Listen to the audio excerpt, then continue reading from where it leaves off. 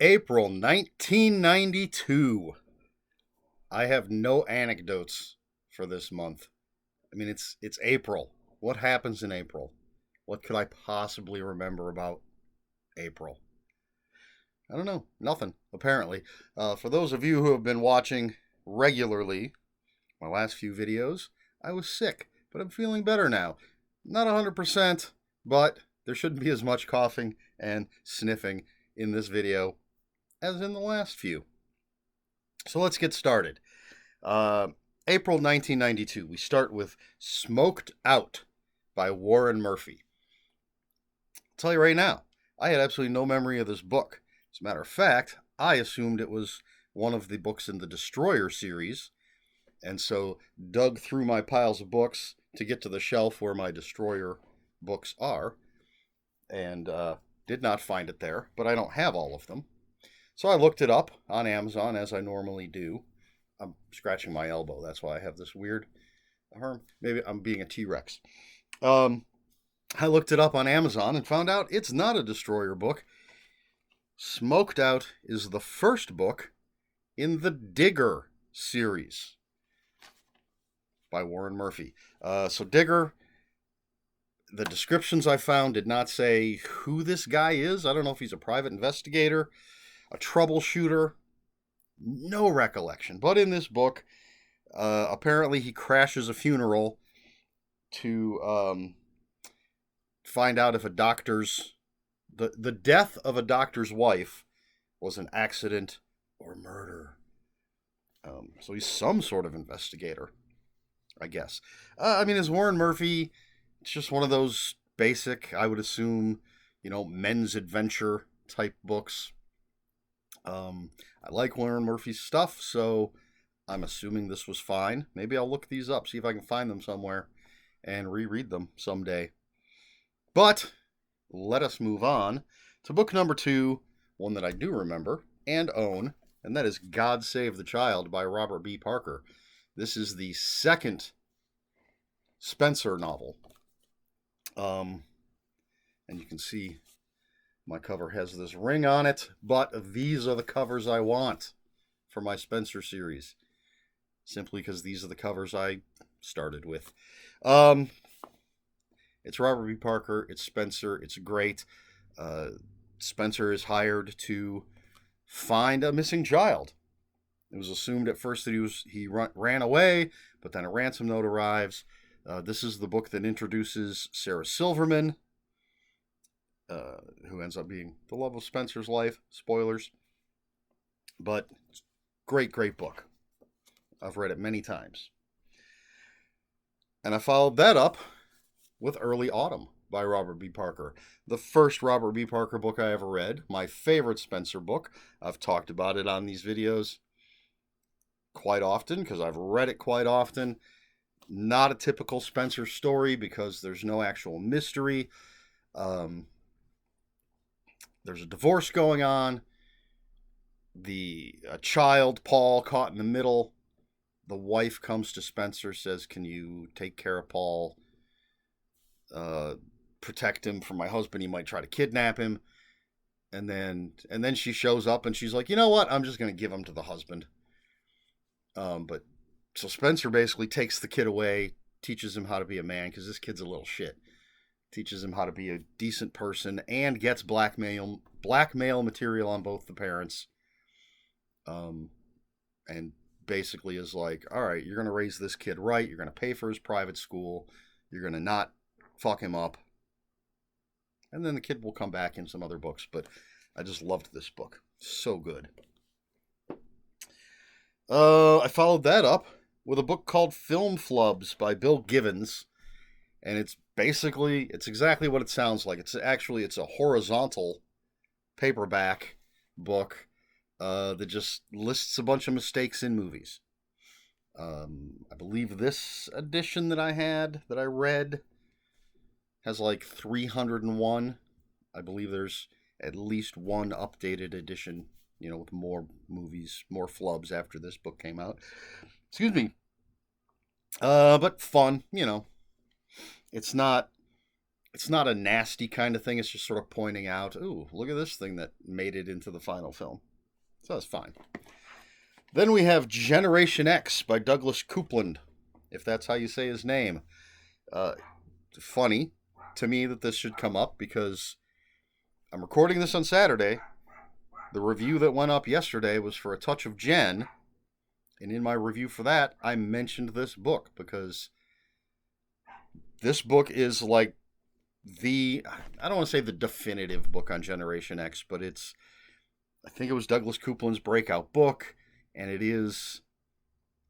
it's about Generation X. You have three main characters who are all part of Generation X, and just their ennui and their search for identity and meaning and everything. And it's sort of the quintessential Generation X story. And when I was reading A Touch of Jen, which, not that I've read a lot of Gen Z, again, whatever generation it would be for the people in A Touch of Jen, that felt like it was really hitting hard on that generation of people, where Generation X really hit hard on Generation X. Does any of that make sense? Anyway, this is a decent book. Then we have The Philosopher's Diet by Richard Watson. And this is a philosophy book and a diet book. It uses weight loss to look at philosophy, and it uses philosophy to look at weight loss. It's pretty interesting stuff, I think. But then I'm into philosophy. All right, and now The Catcher in the Rye, J.D. Salinger. What is there to say about this book? I do recall enjoying it when I read it. I didn't think it was a horrible book. I didn't make it the Bible of my life, as apparently some people do. I just thought it was an interesting story. Holden Caulfield, disenfranchised. A lot of people think he's just a privileged little shit, I guess. I don't remember it well enough to say. Anytime I hear Catcher in the Rye, it just makes me think of the Mel Gibson, Julia Roberts, Patrick Stewart movie Conspiracy Theory, which, despite Mel Gibson's presence, is a movie I enjoy because I like conspiracy theories. And apparently people that have been brainwashed like the book Catcher in the Rye, according to that movie. Anyway, I read it. And J.D. Salinger, the father of an actor who played Captain America in a made-for-TV movie. There you go. Next up, we have Fool's Flight by Warren Murphy. This is number 2 in the Digger series. And again, before I started looking any of this stuff up, I saw 3 books by Warren Murphy. Yes, there's another one coming up. I assumed they were all Destroyer, tried to find them in my collection. Turns out they're all Digger books. But in this one, Digger is investigating a plane crash. It was a plane full of pilgrims, religious pilgrimage, and every person on the plane that died had taken out a life insurance policy that all pays to the religious leader who was running the retreat that they were going to. So Digger's trying to figure out what the hell was going on. And then next up, Dead Letter by Warren Murphy. And in this one, Digger is hired to protect a college student named Allison Stevens, because she's receiving death threats because she broke a chain letter. Do people even know what chain letters are anymore? I know people my age will know what that is. I'm sure a lot of my viewers. I don't know how young any of my viewership skews. I guess chain emails, chain letters, whatever. I remember when they were big. For some reason, there was just a time when people were talking about chain letters all the time. They'd pop up, and it was always, in case there's anybody who doesn't know, a chain letter, you'd get a letter, and it would tell you that you're supposed to make like 10 copies or whatever, mail them out to 10 different people. If you do, you'll have good fortune. If you don't, you'll have bad luck. bad fortune. Bad things will happen to you. So apparently, people are upset that Allison Stevens broke the chain. There's even a horror movie about a chain letter.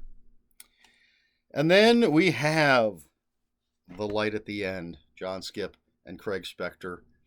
Their first non-novelization novel. For the longest time, my favorite horror novel of all time. I really need to reread this. Maybe it'll jump back up to that spot. Because it has been quite a while since I've read it. It's a vampire novel. It's fantastic. Absolutely love it.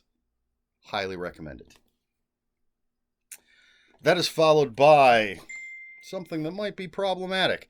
Without Feathers by Woody Allen. I am not a Woody Allen fan. I remember finding Purple Rose of Cairo to be funny.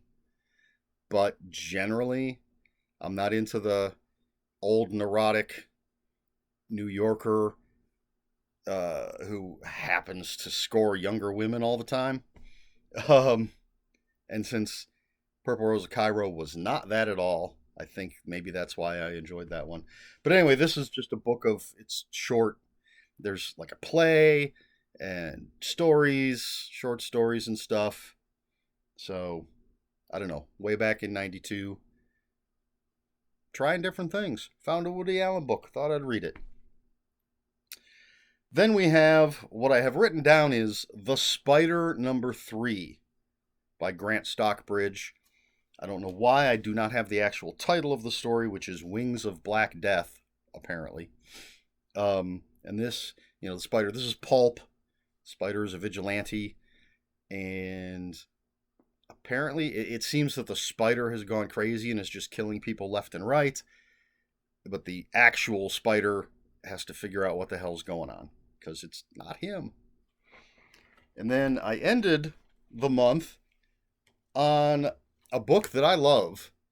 I actually talk about this relatively often, considering I read it back in 1992. And this is Time Out of Joint by Philip K. Dick. And I don't want to spoil this. I want to talk about this like crazy. But I don't want to spoil it. So there's this guy who makes his living by solving a puzzle contest that's in the paper. I don't remember if it's daily or weekly, but there's like $100 or $1,000 prize which is why I think weekly makes more sense. $1,000 a day seems like a lot, but he always wins this puzzle contest and wins the prize, and so that's just how he makes his money. He's married, suburban, just happens to make his money by solving these puzzles. But every once in a while, as he's living this simple suburban life, I think this is how it goes. He's like walking through the park one day, stops and gets a drink at the water fountain, starts to walk away, turns back for whatever reason. The water fountain is gone, and on the ground is a piece of paper that says water fountain. And he picks that up, and he pulls this little container out of his pocket, and he opens it up, and there's a bunch of different pieces of paper inside with different things on it, and he adds water fountain to it. He closes it back up. And this is basically our setup. And then where it goes, I love, but I don't want to tell you, because I think you should read it. So Time Out of Joint, Philip K. Dick. Definitely one of the highlights of April 1992. So that's it. That's all I read. All right. Question for the video. Do you care about film trivia? Very general question. I'm not talking about like the behind the scenes stuff, how movies are made, all that stuff. I read a lot of that kind of stuff because I'm fascinated by that. Was it last month? Yeah. In last week's video, in March of 1992, I had Adventures in the Screen Trade by William Goldman, talking all about how Hollywood works. I've reviewed Taking Shape which is all about the Halloween movies and behind the scenes stuff, how they were made, unfilmed scripts. I reviewed a book on Highlander, whole book on just the movie Highlander, how it all was made. But I'm talking about just like little trivia stuff, like film flubs. Do you like to know just little bits of trivia here and there, things that might be helpful when you're playing Trivial Pursuit, or if you ever make it on Jeopardy? I actually just learned something that I thought was interesting. I was watching some stuff on Shudder, and they were talking about the movie The Haunting, and mentioned the director, Rex Miller. I believe I have the name correct. And they mentioned that Rex Miller made The Haunting in between making West Side Story and The Sound of Music. To me, that's a fascinating piece of trivia. Two of the most well-regarded musical movies ever made. I don't know, I guess that's a matter of opinion. And in between, he made this terrifying haunted house movie. I think that's cool. What are your thoughts? Do you care? Do you not care? That's just off the top of my head looking at this list of books I read. That's what I'm going to ask. Obviously, I am interested in that sort of thing. All right, so that's it for this time. If you have any comments, questions, or corrections, please put them in the comments below. Comments are open for spoilers. Just post a spoiler warning. We try to be polite here on my channel. Please like, share, and subscribe. And if you'd care to follow me on other social media, my Twitter is @Ronin5757, and my Instagram, where I post pictures of books, comic books, board games, and fuzzy animals, is Eric Smith 5757. That's Eric with a K, ERIKSMITH 5757. That's it. So until next time, read more books.